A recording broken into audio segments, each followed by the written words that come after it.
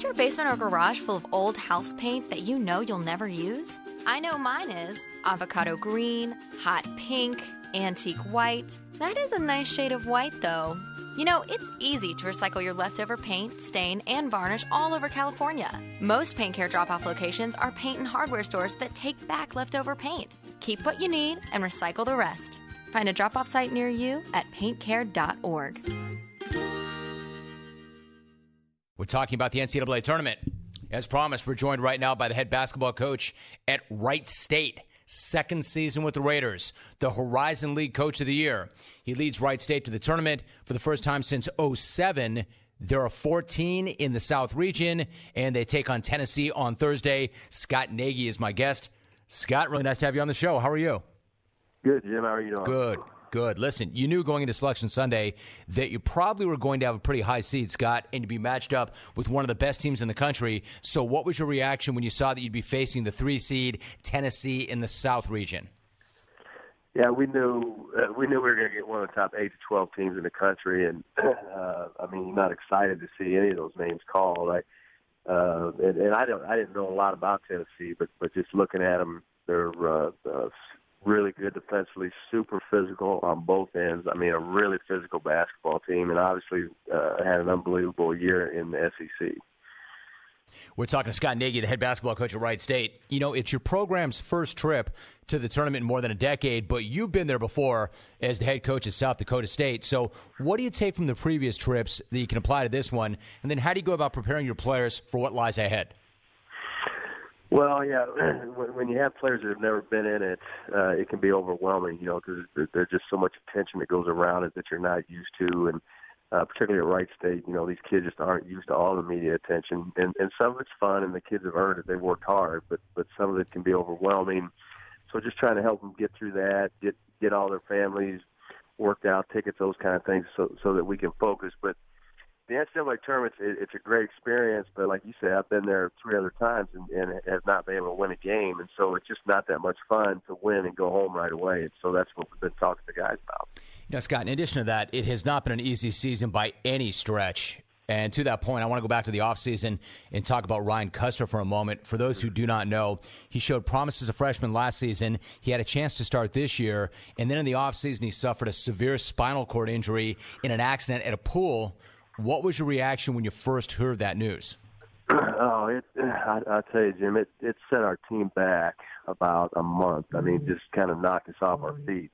He's just such an integral part of our team, not only as a player, but as a teammate and a comrade. I mean, he's just such a good friend to the guys. And, we've not lost any of that, but he's not around us like he used to be around us. And so it really set us back. And it hurt our basketball team this year, particularly early, and then we made the adjustment. But it was a very difficult thing for everybody to deal with. I mean, Scott, how do you deal with that? I mean, how do you go about handling an injury with your players, that injury from an emotional and psychological standpoint? Well, there's certainly no book on it, and you talk to your guys about life all the time, and sometimes things happen that you really didn't do anything to make a bad thing happen, and this is a freak deal that happened. And so the question is, how do you respond to it? Now, Ryan has responded to it incredibly. I mean, we've all been so encouraged. It certainly helps our players work through the pressures of being a Division I basketball player. When you can refer to what Ryan's had to go through, then it makes playing basketball and the pressures of being a Division I college athlete very easy. And so to have him around us, we were so fortunate to have him around us at our tournament. He was able to travel with us and be at all the team meetings and things like that. It was just a wonderful experience for Ryan, and it was even better for our team. Scott Nagy joining us. So final thought on that, because he's there and he's been at the end of the bench and he's with the team. It seems to me you go through something like that, and that could really, really rattle some players, or maybe somehow, some way. And I'm not sure how, but maybe it can bond them. Maybe it can galvanize them somehow. What do you make of the way you guys have responded to that situation? Yeah, I think it has galvanized us. And like I said before, he's just shown so much courage through this deal, and his family's shown so much courage that it's really bolstered all of ours. It just has helped everybody deal with any of the other situations they have going on in their life, because obviously this is a very difficult one. And we've been super proud of him, and we're excited that he gets to go with us to Dallas. So it should be a good experience for him. So I know you're there to win, Scott, but the fact of the matter is, when you look at everything your team has gone through since the end of last season, how proud are you of the fact that you're now in the NCAA tournament? Oh, I mean, it overwhelms me, honestly, to see what these guys have done. I mean, we primarily played 7 guys, and 3 of those guys are freshmen.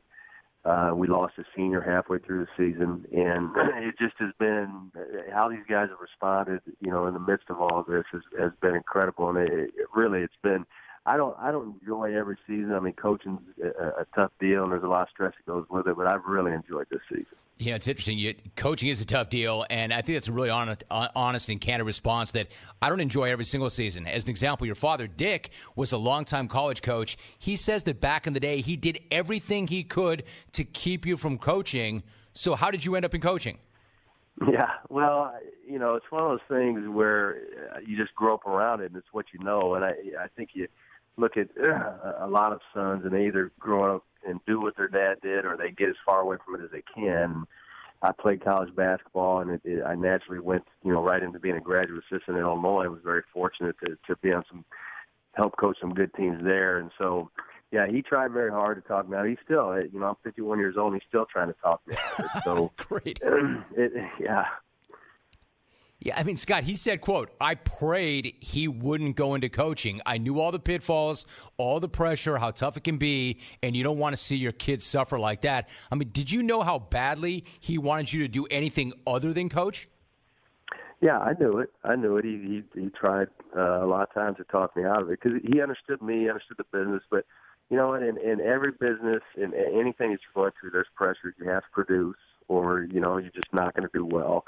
Obviously, in coaching, when things don't go well, everybody knows about it, where in some other professions that's not the case. But it's what I knew. And I followed my heart.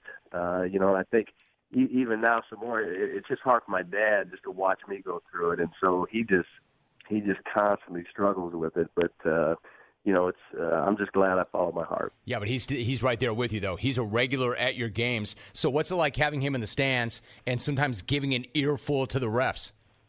Yeah, well, it's great to have him there. I love to have his support and making the move from South Dakota State to Wright State. He's just a lot closer to us, and so I get to see him more, which is great. He's very intense. He knows a lot of the referees, and so he gets after them and calls them by name, and he gets after my players. But I wouldn't have it any other way. I really wouldn't. I'm thrilled to have my dad around the program, and he gets to give some of his wisdom to the players as well. Hey, Scott, if he's getting after the refs and he's getting after the players, I can go ahead and assume that he's getting after his kid still too. His son? No, he honestly doesn't. He doesn't ever try to give me advice. He watches it and he tells me how proud of me how proud he is of me, and he's really never tried to give me any coaching advice. Scott Nagy, my guest, we're joined by him for a few more moments. You talked about the move you made. So, again, you went into coaching. You start out as an assistant in Illinois. Then you go to South Dakota State, and then you take over as head coach at South Dakota State. You built a great program there in the transition from Division II to Division I, and then 5 straight trips to the postseason tournaments. And you had a great thing going there, and it would have made sense for you to stay there a long, long time. So what was the opportunity at Wright State that made you feel like this was something that you did want to take on? I'll tell you, Jim, obviously the toughest decision in my life because you're right. I could have probably stayed at South Dakota State and retired, and done very well because we did build a good program there, and they've continued it. But I just every door that could be opened was open for me to come to Wright State. And as hard as the decision was for me, I went ahead and made it. It was obviously a tough decision for my family because all they knew was South Dakota. And every time I say that, then I'm saying, I'm glad we moved because I would like my kids to know more than just South Dakota. And so, but our kids have adapted well. Last year was not easy, just making that adjustment that first year. But this year, I really just looked forward and just have enjoyed this team, and recruiting's going well. And so, we just kind of started it here now. So a final thought, as you start to look at film on Tennessee, what concerns you the most about Rick Barnes' team? Well, like I said before, their physicality. We've not faced a team at our level that is as big and as strong as they are. And they're young. We're a very young team. We're probably younger than they are, but they're still very young. I mean, they're going to be tremendous next year. But they're very physical. They really pound the ball inside. I think we've got to do a good job of being able to just not foul them, because I don't want to see them on a free throw line. Tremendous free throw shooting team. We certainly, and they're physical on both ends. They're physical defensively, one of the best defensive teams in the country, but they're also physical offensively. Wright State coming off a big year, and their coach, the Horizon League Coach of the Year, Scott Nagy, my guest. They go up against Tennessee on Thursday. Scott, great to visit with you. Congrats on getting there. I know you're not just happy to be there, and you've got a big challenge ahead of you, but great to have you on before the game. Thanks so much. Yeah, thank you. You got Scott Nagy, head coach at Wright State. And again, that's what's so great about the NCAA tournament. They have not been there in quite some time. He made the jump there. He gets them in, and now they've got a huge opportunity. Is your basement or garage full of old house paint that you know you'll never use? I know mine is. Avocado green, hot pink, antique white. That is a nice shade of white, though. You know, it's easy to recycle your leftover paint, stain, and varnish all over California. Most paint care drop-off locations are paint and hardware stores that take back leftover paint. Keep what you need and recycle the rest. Find a drop-off site near you at paintcare.org.